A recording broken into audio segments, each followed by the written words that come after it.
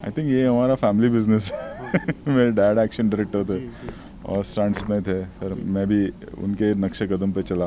कभी सोचा नहीं था कि इस तरह का कोई शो बनेगा जी, और वो फिर मुझे ऑफर होगा जी, और फिर मैं उसे होस्ट करूँगा। मेरे दिमाग में कहीं ना कहीं ये चलते रहता है कि मुझे कितना पुश करना है।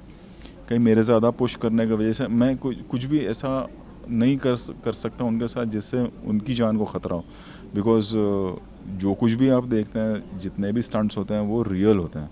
आई थिंक ये हमारा फैमिली बिजनेस हाँ, है। मेरे डैड एक्शन डायरेक्टर थे जी, जी, और स्टंट्स में थे, फिर जी, मैं भी उनके नक्शे कदम पे चला। जी, एंड फिर कभी सोचा नहीं था कि इस तरह का कोई शो बनेगा जी, और वो फिर मुझे ऑफर होगा जी, और फिर मैं उसे होस्ट करूँगा और फिर एक या दो नहीं 8 सीज़न होस्ट करूँगा और इतना पॉपुलर हो जाएगा। Yes. I think so. I am thankful to the audience, I am thankful to God के लोगों ने इतना पसंद किया, इतना प्यार दिया इस शो को अब तक। आपने डैड को याद किया। डैड जब स्टंट करते थे तब तो इतने प्रिकॉशन, इतनी सेफ्टी भी नहीं होती थी।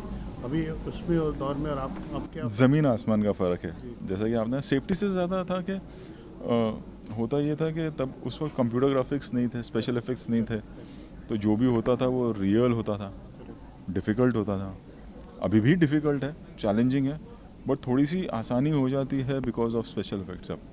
सर, आप जिन फिल्मों में स्टंट कराते हैं वो तो स्टंटमैन भी स्टंट करते हैं और ये तो एक्टर होते ही नहीं स्टंट वाले। ये जो खतरों के खिलाड़ी में जब स्टंट करते हैं तो आपको कितना तैयार करना प्रिकॉशन रहना पड़ता है, लेना पड़ता है पड़ता और एक दायरा सेट करना पड़ता है। बिकॉज जैसे कि आपने कहा कि ये स्टंटमैन नहीं है, ट्रेंड प्रोफेशनल्स नहीं हैं, एक्टर्स हैं, सिंगर्स हैं एंड स्टंट किया नहीं है कभी, तो बहुत ध्यान रखना पड़ता है कि जब स्टंट करें तो किस तरह का स्टंट डिज़ाइन करें कि ये कर सकें।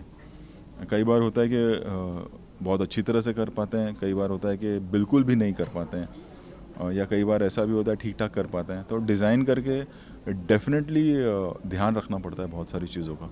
और आप जैसा जब रिंग मास्टर होता है आप बिल्कुल भी दया नहीं करते। नहीं, इम्पोर्टेंट ये होता है कि पहली बात तो सबसे इम्पोर्टेंट है कि कोई थोड़ी बहुत चोटें तो लगती हैं। जैसे इस सीज़न में भी अगर आप देखेंगे तो अर्चना को जी, 3-4 स्टिचेस आए, शिव के हाथ में मार लगी उसको 6-7 स्टिचेस आए, बट लाइफ थ्रेटनिंग ना हो उनके लिए, वो इम्पोर्टेंट होता है।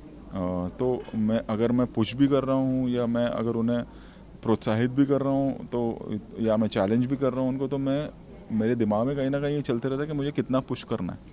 कहीं मेरे ज़्यादा पुश करने की वजह से मैं कुछ भी ऐसा नहीं कर सकता उनके साथ जिससे उनकी जान को ख़तरा हो।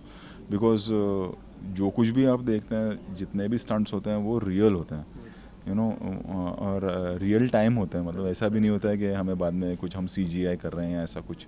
तो टास्क मास्टर होना भी ज़रूरी है, but at the same time उनकी लिमिट क्या है वो ध्यान में रखना भी ज़रूरी होता है। आपको किसने सबसे ज़्यादा प्रभावित किया है? थोड़ा मुश्किल है मगर फिर भी नहीं, इस सीज़न में बहुत से थे, क्योंकि इस सीज़न में अराउंड मैं कहूँ तो 90% ऐसे खिलाड़ी थे जिनको मैं जानता नहीं था पहले। और जब मैं वहाँ पहुँचा या जाने से पहले लिस्ट देती है कलर्स की टीम मुझे कि ये सारे खिलाड़ी हैं, तो उसमें काफ़ी ऐसे थे कि मैं जानता ही नहीं था। और काफ़ी है, डीनू है जो कि रैपर है बट स्टंट्स बहुत अच्छा कर रहे थे, रश्मीत हैं जो कि सिंगर हैं लेकिन स्टंट्स बहुत अच्छा कर रही थी। और ग्रेजुअली ऐसे और भी थे, अरिजीत करके एक टेलीविज़न एक्टर हैं, वो भी ग्रेजुअली उनकी एक जर्नी है कि वो किस तरह से उनको हाइट का डर था और फिर वो ग्रो होते चले गए। ऐश्वर्या अगेन एन एक्ट्रेस हैं और उन्होंने भी ग्रेजुअली अपने आप को डेफिनेटली ग्रूम की, मेहनत की और आगे बढ़ती चली गई। उनकी एक अपनी जर्नी है, जो पहला स्टंट वो करेंगे आप देखेंगे और जब ग्रेजुअली वो बढ़ती चले गए स्टंट्स में, जितनी मेहनत उन्होंने की, तो सबकी अपनी एक जर्नी रही है। और वो कभी कभार ऐसा होता है जो आपको देखने मिलता है, जैसे फिल्मों में होता है कि शुरुआत नॉर्मल की और फिर आप बढ़ते चले गए और बेहतर होते चले गए, तो वो आपको बहुत देखने मिलेगा इस सीज़न में।